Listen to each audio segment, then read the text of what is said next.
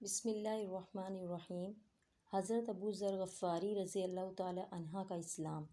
حضرت ابو ذر غفاری رضی اللہ تعالی عنہ مشہور صحابی ہیں جو بعد میں بڑے زاہدوں اور بڑے علماء میں سے ہوئے۔ حضرت علی کرم اللہ وجہ کا ارشاد ہے کہ ابو ذر ایسے علم کو حاصل کیے ہوئے ہیں جس سے لوگ عاجز ہیں، مگر انہوں نے اس کو محفوظ کر رکھا ہے۔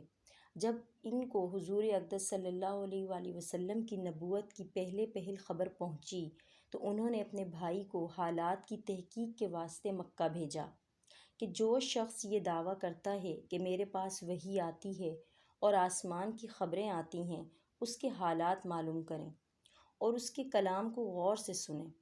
وہ مکہ مکرمہ آئے اور حالات معلوم کرنے کے بعد اپنے بھائی سے جا کر کہا کہ میں نے ان کو اچھی عادتوں اور عمدہ اخلاق کا حکم کرتے دیکھا اور ایک ایسا کلام سنا جو نہ شعر ہے نہ کاہنوں کا کلام ہے۔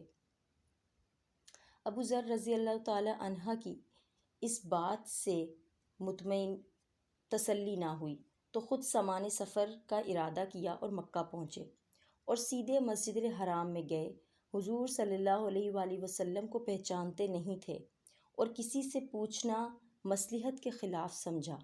شام تک اسی حال میں رہے۔ شام کو حضرت علی کرم اللہ وجہ نے دیکھا کہ ایک پردیسی مسافر ہے۔ مسافروں کی، غریبوں کی، پردیسیوں کی خبر گیری، ان کی ضرورتوں کا پورا کرنا ان حضرات کی گھٹی میں پڑا ہوا تھا، اس لیے ان کو اپنے گھر لے آئے، میزبانی فرمائی، لیکن اس کے پوچھنے کی کچھ ضرورت نہ سمجھی کہ کون ہو، کیوں آئے ہو۔ مسافر نے بھی کچھ ظاہر نہ کیا۔ صبح کو پھر مسجد میں آ گئے اور دن بھر اسی حال میں گزرا کہ خود پتہ نہ چلا اور دریافت کسی سے کیا نہیں۔ غالباً اس کی وجہ یہ ہوگی کہ حضور صلی اللہ علیہ وآلہ وسلم کے ساتھ دشمنی کے قصے بہت مشہور تھے۔ آپ کو اور آپ کے ملنے والوں کو ہر طرح کی تکلیفیں دی جاتی تھیں۔ شاید ان کو خیال ہوا ہو کہ صحیح معلوم نہیں ہوگا اور بدگمانی کی وجہ سے مفت کی تکلیف علیحدہ رہی۔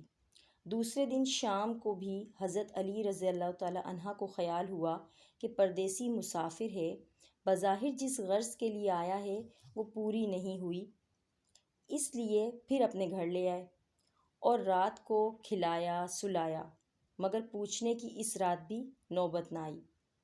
تیسری رات کو پھر یہی صورت ہوئی تو حضرت علی رضی اللہ تعالیٰ عنہ نے دریافت کیا کہ تم کس کام سے آئے ہو، کیا عرض ہے؟ تو حضرت ابو ذر رضی اللہ تعالیٰ عنہ نے اول ان کو قسم اور عہد و پیمان دیے اس بات کے کہ وہ صحیح بتائیں، اس کے بعد اپنی غرض بتلائی۔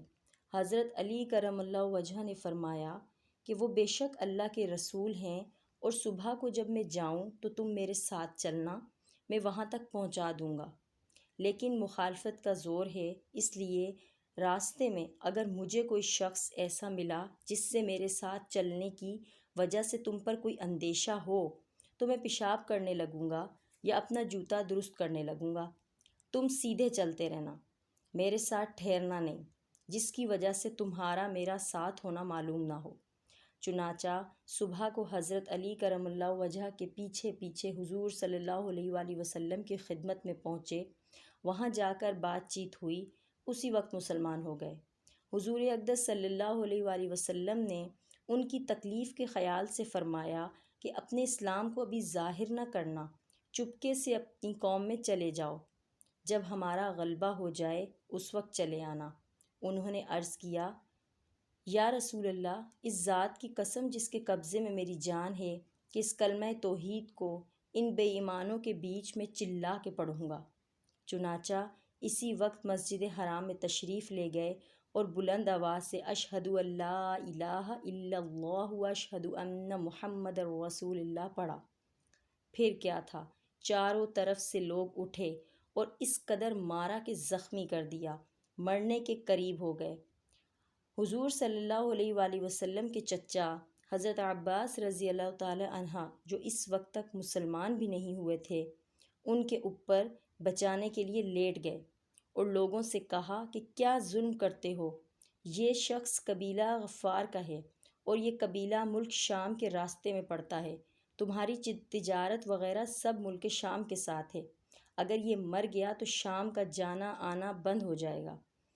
اس پر ان لوگوں کو بھی خیال ہوا کہ ملک شام سے ساری ضرورتیں پوری ہوتی ہیں، وہاں کا راستہ بند ہو جانا مصیبت ہے، اس لیے ان کو چھوڑ دیا۔ دوسرے دن پھر اسی طرح انہوں نے جا کر بآواز بلند کلمہ پڑھا، اور لوگ اس کلمے کے سننے کی تاب نہ لا سکتے تھے، اس لیے ان پر ٹوٹ پڑے۔ دوسرے دن پھر حضرت عباس رضی اللہ تعالی عنہ نے اسی طرح ان کو سمجھا کر ہٹایا کہ تمہاری تجارت کا راستہ بند ہو جائے گا۔ حضور صلی اللہ علیہ وسلم کے اس ارشاد کے باوجود کہ اپنے اسلام کو چھپاؤ، ان کا یہ فعل حق کے اظہار کا ولولہ اور غلبہ تھا کہ جب یہ دین حق ہے تو کسی کے باپ کا کیا اجارہ ہے جس سے ڈر کر چھپایا جائے، اور حضور صلی اللہ علیہ وسلم کا منع فرمانا شفقت کی وجہ سے تھا کہ ممکن ہے تکلیف کا تحمل نہ ہو، ورنہ حضور صلی اللہ علیہ وسلم کے خلاف صحابہ کی یہ مجال ہی نہ تھی۔ چونکہ حضور اقدس صلی اللہ علیہ وآلہ وسلم خود ہی دین کے پھیلانے میں ہر قسم کی تکلیفیں برداشت فرما رہے تھے، اس لیے حضرت ابو ذر نے سہولت پر عمل کے بجائے حضور صلی اللہ علیہ وآلہ وسلم کے اتباع کو ترجیح دی۔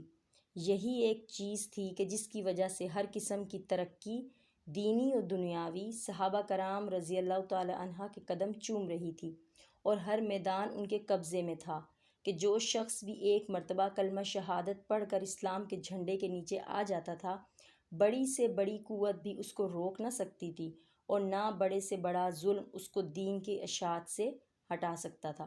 جزاک اللہ خیر۔